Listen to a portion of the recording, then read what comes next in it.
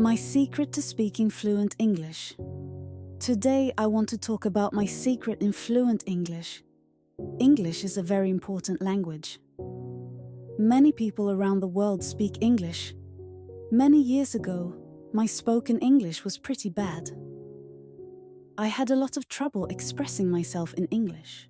But then, I found a way to improve my spoken English, and I managed to become fluent while living in Germany. The methods I use can be done at home, from anywhere in the world. And in this video, I will tell you how you can do the same. First, let me tell you the most important secret. To speak English well, you need to build unconscious knowledge in English. Let me repeat that. If you want to speak English fluently, you need a high level of unconscious knowledge of English. So, what is it? Well, unconscious knowledge is the ability to do something without conscious thought. It is the ability to perform a task automatically. For example, riding a bicycle, playing a musical instrument, and speaking your native language. Unconscious knowledge is automatic. To use the knowledge, you don't have to think about it. You don't have to focus your attention on it. That's why you can ride a bicycle and talk to someone at the same time. You don't have to focus on the movement of your legs. They move automatically on their own. It's also why musicians can sing and play the instrument at the same time. With enough practice, the skill becomes automatic, and so the hands and fingers can now move automatically. Now think about how you speak your first language. When you talk in your native language, do you think about grammar rules? Do you think about syntax or sentence structure? No, you don't think about any of that, right? But for some reason, every sentence that comes out of your mouth is grammatically correct. Even though you're not thinking about grammar, everything you say makes sense grammatically. Why is that? Well, it's because you have a high level of unconscious knowledge in your native language. So if you want to speak English well, you need to increase your unconscious knowledge of English. If you do that, speaking English will feel natural and automatic, much like speaking your first language. So how do you acquire unconscious knowledge? Unfortunately, this is very difficult to do. The problem is that this type of knowledge cannot be taught. It cannot be acquired through study. You can improve it by reading grammar books or watching grammar lessons on YouTube. If you do that, you will acquire a different type of knowledge called conscious knowledge. This type of knowledge is not automatic. To use the knowledge, you have to think about it. You have to focus your attention on it. This means that when you speak English, you have to think about grammar. You have to decide what tense to use and all that stuff. And that doesn't work, because when you're talking to someone, you don't have time to think about grammar. If the other person says something to you or asks you a question, you have to respond immediately. Sadly, many people love studying grammar. They love watching lessons about tenses, prepositions, adjectives, and so on. They believe that it will make them speak better. What they don't realize is that the knowledge they gain through study is conscious, non-automatic knowledge, which is not very useful in spoken English. The thing is, speaking a language involves two parts of the brain, the conscious part and the unconscious, automatic part. When you speak your first language, the conscious part focuses on the information that you want to communicate, while the unconscious part focuses on the grammar. This coordination allows you to speak fluently. If you want to say something, you can just say it. And the unconscious part will make sure that your speech follows the grammar rules. The process is automatic. It's amazing. But what happens when a grammar nerd, someone who studies a lot of grammar, what happens when they try to speak English? The conscious part now has to focus on the information and the grammar at the same time. It has to focus on two things simultaneously, which is impossible to do. This is why many students speak poorly despite knowing all the grammar rules. So don't learn English through study. Instead, you have to learn English the same way you learned your first language. We call this way of learning unconscious learning. What is unconscious learning? Does it mean learning while you sleep? Actually, no. In this context, the word unconscious means unaware. So unconscious learning means you are unaware that you're learning something. The learning takes place outside of your awareness. One example of this way of learning is listening to a conversation in English. When you listen to a conversation, your goal is not to learn English but to understand the conversation, right? But as you listen and focus on the information, the unconscious part of your brain is learning English behind the scenes. You may not be aware of it, but your brain is learning things like grammar, vocabulary, and many other things.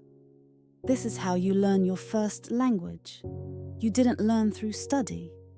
You learned by listening to people talking over and over. And you didn't try to memorize or understand any rules. You just focus on the information and let your brain learn the language in the background. So remember, when you learn English unconsciously, you get unconscious automatic knowledge. When you learn English consciously by studying grammar, you get conscious non-automatic knowledge. Now, there are two methods you can use to build unconscious knowledge. These are the only two methods I use to become fluent in English. The first one is listening. The second one is input-driven speaking practice. Let's talk about listening. Listening is a very popular method for learning English. Everybody tells you to listen to English. But is it really necessary? I mean, what if you're not looking to improve your listening?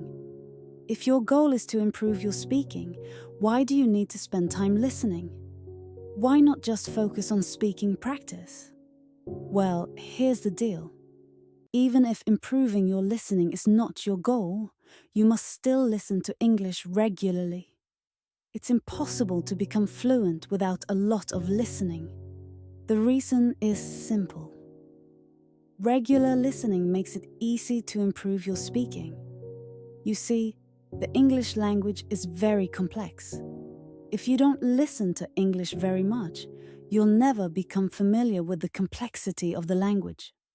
So, when you try to practice speaking, you will get confused very easily. Forming a sentence will be confusing. Practicing new words will be confusing. Everything will be confusing because your brain cannot handle the complexity of the language. On the flip side, if you listen to English regularly, you will become comfortable with the language, so the complexity will not confuse you as much. As a result, improving your speaking will be a lot easier. That's why you need to listen to English regularly. You need to feed your brain with as much input as possible. But what about reading? Should you also read in English? Well, if you can do both listening and reading, that's great. That's even better. But if you don't have a lot of time, I suggest you focus on listening, because it helps you become familiar with the sounds of English, the pronunciation, intonation, and pitch. Besides, when you watch a movie or a YouTube video with English subtitles, you are essentially reading in English, right? So, even if you focus on listening, you will sometimes get to practice your reading skills as well. So make sure to consume a lot of content, like YouTube videos, podcasts, audiobooks, movies, and TV shows. If you don't understand the content and need to read subtitles, make sure they are in English, not in your native language. At this point, you might have questions like, what podcast should I listen to? What movie should I watch? What content is best for learning English? The answer to these questions is simple.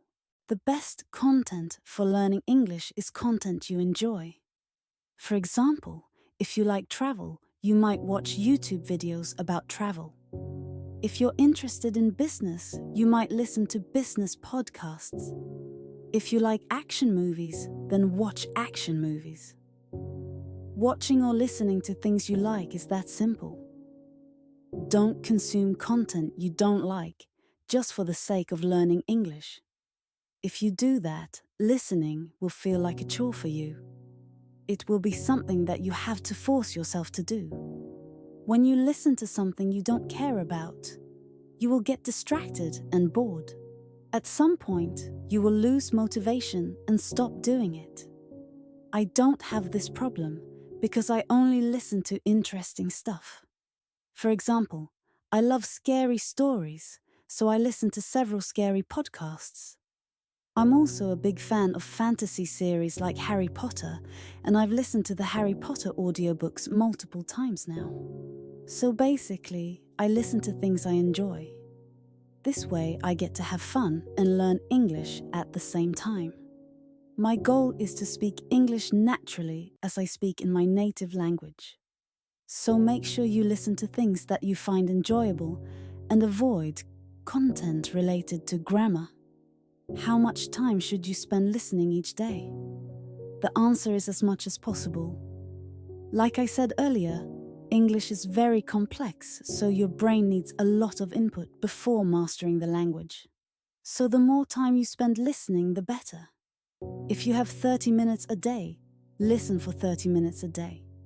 If you have 10 hours a day, listen for 10 hours. The more input you get, the faster your English will improve. But if you're busy and don't have time, that's okay. Let me share a tip that has worked well for me. So, if your listening is good enough, and you don't need to look at the screen to read subtitles, you can practice listening while doing other activities. I like to listen while working out, doing chores, or commuting. With this simple strategy, I've been able to listen to English for at least 30 minutes every day without much effort. I don't need self-discipline to do this. It's very easy to do. So feel free to listen while doing your daily activities. But don't do it while working or studying, all right? The activities have to be something simple, something you can do easily without much concentration. With this approach, you don't have to spend your free time listening to English, which means you can dedicate some of that time to your speaking practice. Practice is essential to improving any skill.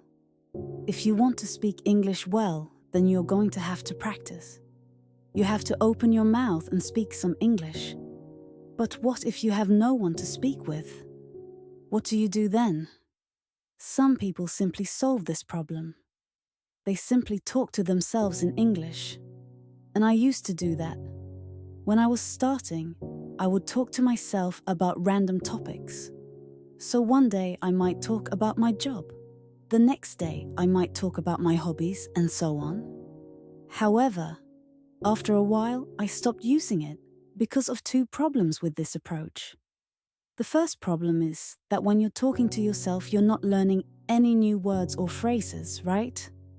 You're just practicing words and phrases you already know. You're not learning anything new. The second problem is that if you make a lot of grammar and pronunciation mistakes when speaking, this practice will not correct those mistakes. If you practice by talking to yourself alone, you will keep making the same mistakes. So after practicing this way for a while, you might be able to speak more quickly. But your English will be difficult to understand because you don't speak or sound like a native.